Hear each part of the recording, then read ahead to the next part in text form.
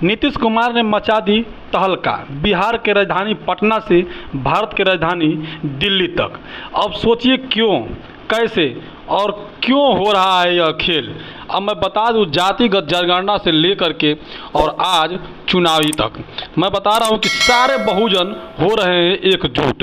ये क्यों हो रहे हैं एकजुट, ये भी बता दूं। इससे पहले कि आप लोग बदलते भारत पे पहली बार हैं तो चैनल को सब्सक्राइब करें, लाइक करें, कमेंट करें, शेयर करें। नीतीश कुमार ने जातिगत जनगणना को लेकर के हमला बोल दिया है। जिस तरह से बिहार में जातिगत जनगणना हुआ, लेकिन इसका खिलाफ करने वाले भी बहुत किए। लोग कहने लगे कि नीतीश कुमार जातिवाद कर रहे हैं, जातिवाद को बढ़ावा दे रहे हैं। लेकिन नीतीश कुमार वहीं पर रुके नहीं, वह अपना काम करते रहे आरजेडी और जेडीयू के बीच में मिल करके। अब मैं बता दूं कि जिस तरह से नीतीश कुमार ने जातिगत जनगणना कराया, लोगों में मच गई तहलका। वहीं पर बिहार के साथ साथ अन्य राज्यों में भी इस पे बातें चलने लगी और कामें होने लगा। अब मैं बता दूं कि जिस तरह से नीतीश कुमार ने जातिगत जनगणना किया और बीजेपी और कांग्रेस दोनों में एक सन्नाटा सा छा गया। बीजेपी ने भी कहा कि जाति जो है कि जातिगत जनगणना करने का मतलब कि जातिवाद का बढ़ावा होता है। लेकिन मैं बता दूं, आज से लगभग पहले 3 बार जातिगत जनगणना हुआ है। एक छत्रपति साहू जी महाराज ने कराया है कोल्हापुर में, दूसरा जो है कि अंग्रेजों के रहते हुए 1932 में कराया गया था जातिगत जनगणना, और तीसरा जो है कि नीतीश कुमार ने बिहार से चालू किए हैं। बीच में 2011 में बात चली थी, लेकिन वह एपीएल बीपीएल में सिमट कर रह गई थी। लेकिन नीतीश कुमार ने जो कदम उठाया वो कदम उनकी सराहनीय है।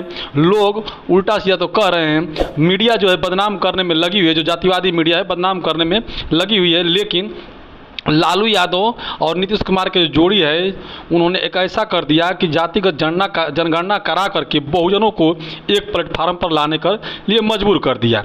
अब मैं बता दूं, जिस तरह से अखिलेश यादव ने मध्य प्रदेश को चुनाव को लेकर के कहा वह कांग्रेस और बीजेपी एक ही है, वह बात सामने आने लगा है। दूसरी तरफ बहुजन समाज पार्टी के सुप्रीमो बहन कुमारी मायावती ने गठबंधन, इंडिया गठबंधन करने से इनकार कर दिया। तो मीडिया वाले ने कहा एकला चलो की राजनीति कहां तक चलेगी। लेकिन वहीं पर सुप्रीमो बहन कुमारी मायावती ने बात को समझ गई थी कि इंडिया गठबंधन चलने वाला नहीं है। वहीं पर जो है कि कांग्रेस के जो राहुल गांधी है, तरह तरह की मतलब कि लुभावने की बातें करते रहे और बोलते रहे कि नहीं बहन जी को मैं लाऊंगा, ऐसे करूंगा वैसे करूंगा, तमाम तरह की बातें करते रहे, लेकिन वो गठबंधन में नहीं आई। अब नीतीश कुमार जो आज का फैसला लिया, उन्होंने हद ही कर दिया। उन्होंने कहा कि ओबीसी का जो 27% का आरक्षण है उसको बढ़ाया जाए और टोटल जो आरक्षण का सीमा है 49%, 49.5%, उसको पूरा 75% यानी 75% कर दिया जाए। इसी के चलते क्या हुआ, इतना बात सुनते ही जितने बिकाऊ मीडिया है, दलाल मीडिया है, जो कोठे की तरह नाच नाच करके गाते हैं, तो नीतीश को बदनाम करने लगे कि लोग पति पत्नी जब घर में आते हैं रात को सोते वक्त तो क्या करते हैं। अब इस बात को समझ लीजिए कि वो अपने रात को सोते वक्त वो लोग अपना हिसाब करते हैं, क्या करते हैं, मजदूरी करते हैं लोग, सुबह में कैसे भोजन बनाया जाए उसके लिए बात करते हैं। लेकिन जो मीडिया वाले हैं अनेक प्रकार की विषमता फैलाने में कहीं चूक नहीं कर रहे हैं। वहीं पर मैं बता दूं कि हेमंत सोरेन या बहुजन समाज पार्टी, अखिलेश यादव समाजवादी पार्टी, आज़ाद समाज पार्टी जो भीम आर्मी की आज़ाद समाज पार्टी है, या आरजेडी जेडीयू, अब यह जितनी पार्टियां हैं स्टालिन की पार्टी, जो सभी अब एकजुट होने लगे हैं। जब से नीतीश कुमार ने जनगणना कराया और लोगों को अपने हक अधिकार के लिए मालूम पड़ने लगा। अब बता दूं कि वहीं पर कि जिस तरह से 100 में से 90% पर 10% लोगों का कब्जा था हर एक संसाधन में। आप टीवी में देखिए, अखबार में देखिए, जुडिशरी में देखिए, फिल्मी दुनिया में देखिए, जहाँ भी देखिए सब वहीं पे कब्जा था। जब जातिगत जनगणना हुआ उस पर लेकर के पूरा बवाल मच गया, क्योंकि उसी वक्त जातिगत जनगणना के बाद ही तुरंत जो है कि उन्होंने कहा था कि इस पर कुछ नया करने वाला हूँ। अब उन्होंने 1,20,000 की भर्ती निकाल दी, उसके बाद उन्होंने 1,20,000 की और भर्ती निकालने की बात कर दी।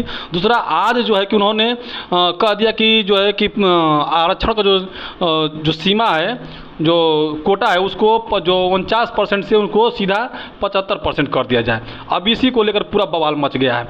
और इधर जो है कि सभी जो बहुजन पार्टियां हैं इस बात को समझ गई और जो बहुजन जनता है वो भी समझ गई। इसे जानने के बाद कांग्रेस बीजेपी जो है कि बैक फुट पर आने लगी।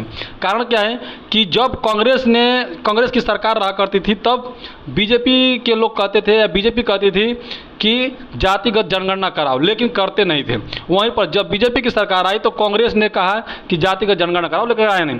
लेकिन अब मैं बता दूं कि बिहार में आरजेडी और जेडीयू के बीच जब गठबंधन हुआ और दोनों मिलकर, जैसे एक तरफ से कहा जाए तो नीतीश कुमार की पार्टी छोटी है और आरजेडी की पार्टी जो है कि बड़ी है, लेकिन फिर भी नीतीश कुमार को सरकार बनाए हैं और सरकार में चल रहे हैं। और उन्होंने दोनों आरजेडी और जेडीयू मिल करके दोनों जो है कि जातिगत जनगणना का फैसला किया, जनगणना कराया, वैकेंसी निकाली।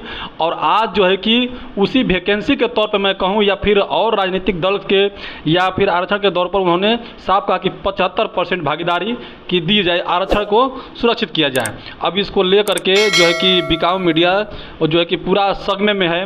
और जो नीतीश कुमार अमित शाह ने अभी बिहार में जाकर कहते थे कि अति पिछड़ा और पिछड़ा, जिनकी अति पिछड़ा का गिनती बराबर नहीं हुआ है, मतलब फूट डालने की कोशिश कर रहे थे। लेकिन यह बात चला नहीं। जिस तरह से गुजरात में पटेल समुदाय के बीच में पटेल समाज और लेवा पटेल समाज में उन्होंने फूट डाल दिया था। हरियाणा में भी जाट समाज में और नॉन जाट समाज में भी उन्होंने फूट डाल दिया था। तो वो बिहार में कोशिश करे कि हो जाए, लेकिन बिहार के लोग जो ऐसे भी चतुर समझे जाते हैं और उन्होंने इस बात को ऐसा लिया कि अमित शाह जो है कि हवा में हो गए और जातिगत जनगणना पूरी तरह से हुआ। उसके बाद जो है कि उन्होंने बैक फुट पर आते हुए कहा कि हम जातिगत जनगणना के खिलाफ नहीं हैं। लेकिन जिस तरह से बहुजन एकजुट होने लगे तो अब क्या करेंगे अमित शाह यानी बीजेपी और कांग्रेस दोनों ही जो कि इनकी नैया को डूबने की कगार पर लगने लगी है। बहुजन समाज एक साथ आने लगा है। आप लोग क्या प्रतिक्रिया है ज़रूर बताइएगा कमेंट बॉक्स में। अब वीडियो को ज़्यादा शेयर कीजिएगा। नमस्कार।